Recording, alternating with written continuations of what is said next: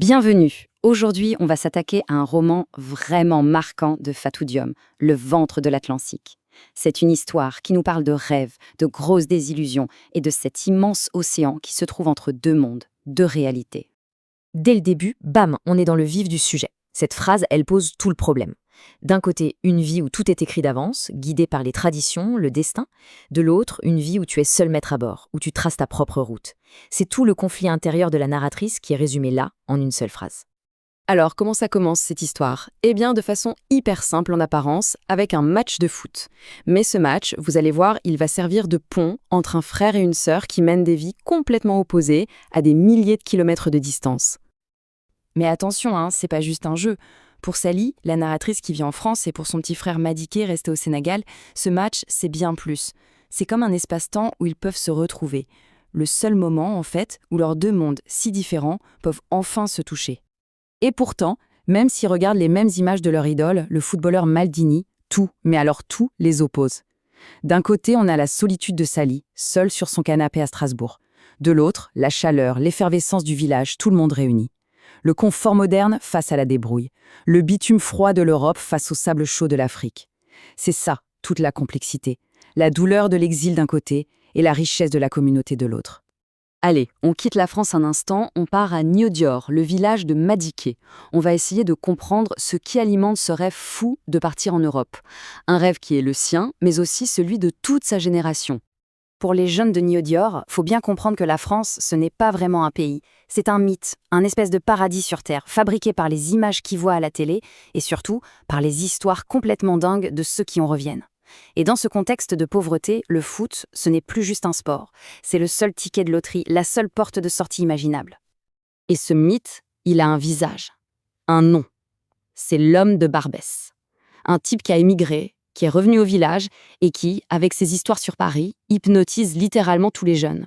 C'est le vendeur de rêves en personne. Alors lui, il raconte une vie, mais une vie de dingue, quoi. Il paraît que l'État te paie pour ne rien faire, que tout le monde a des voitures, des machines pour le ménage. En fait, ce qu'il vend, c'est pas la France, c'est un fantasme.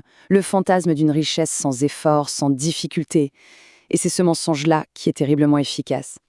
Mais là où le roman est hyper fort, c'est qu'il va prendre ce beau rêve et le faire exploser contre le mur de la réalité. Et la chute, elle est violente. Le livre déconstruit ce mythe pièce par pièce. Alors cette fameuse vie de Pacha, la vérité, c'est une vie de galère, une vie de clandestin, à se tuer au travail, sur les chantiers. Et cette histoire de notable respecté, en France il n'a pas de nom, on l'appelle Mamadou, comme n'importe quel autre travailleur immigré. Et c'est ça la vraie fracture psychologique. D'un côté, l'image de réussite qu'il doit maintenir au village, et de l'autre, la réalité de l'humiliation vécue là-bas. Et si on n'a pas encore compris, il y a l'histoire de Moussa. Et là, c'est la douche froide, la vraie. C'est la trajectoire complète du rêve au cauchemar. D'abord l'espoir immense, la promesse de gloire dans le foot. Puis, très vite, la désillusion, le racisme, la solitude. Ensuite, l'exploitation, le travail au noir. Et à la fin, l'expulsion. Le retour au village, c'est pas une libération, c'est la honte absolue. Parce qu'il a échoué. Et attention, même pour Sally, qui, elle, est partie dans les règles, qui a fait des études, eh bien l'exil, c'est un combat de tous les jours. Un combat contre la solitude, bien sûr, contre les préjugés, mais aussi contre cette pression énorme de devoir réussir à tout prix. Elle n'a pas le droit d'échouer, parce que son échec, ce serait donner raison à tous ceux qui, au village, attendaient sa chute avec impatience. Parce que le roman, en fait, il ne parle pas que de foot et de migration. Ça va beaucoup, beaucoup plus loin. Ça explore des blessures plus anciennes, plus profondes, qui sont liées à l'histoire coloniale et au poids écrasant de certaines traditions. Salia a pu faire des études grâce à son instituteur, Monsieur Ndétaré.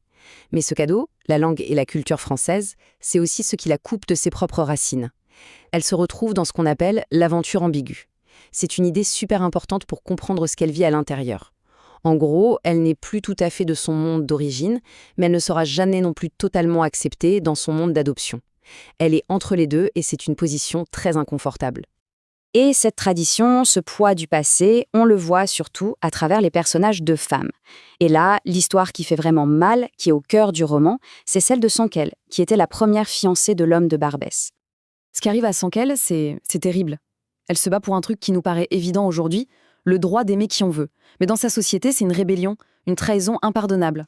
Sa quête de liberté personnelle va se fracasser contre le mur de la loi patriarcale, Et ça se termine de la pire des manières. Sa disparition dans l'océan, c'est plus qu'une fuite. Ça devient une métaphore de son anéantissement total par le système. Alors, à la fin du livre, on pourrait s'attendre à une belle morale, une réponse toute faite, mais pas du tout. Le roman nous laisse sur une tension qui n'est pas résolue et qui nous oblige à nous demander ce que ça veut dire vraiment réussir sa vie. Sally, de son côté, elle pense avoir trouvé la solution.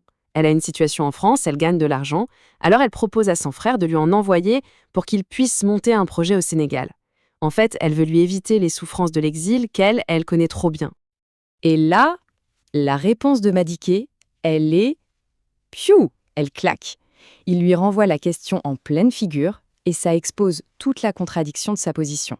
Si c'est si bien de rester au pays, alors pourquoi elle est partie? Ça montre bien que même sa réussite en France ne règle absolument pas le problème de fond. Et c'est ça, le truc génial et en même temps un peu frustrant du livre. Il n'y a pas de bonne réponse. Il n'y a pas un bon choix et un mauvais choix. Partir, c'est se couper de ses racines, c'est une douleur. Mais rester, c'est peut-être aussi renoncer à une partie de soi-même, à ses ambitions. Et le roman nous laisse là, suspendus dans ce dilemme avec les personnages.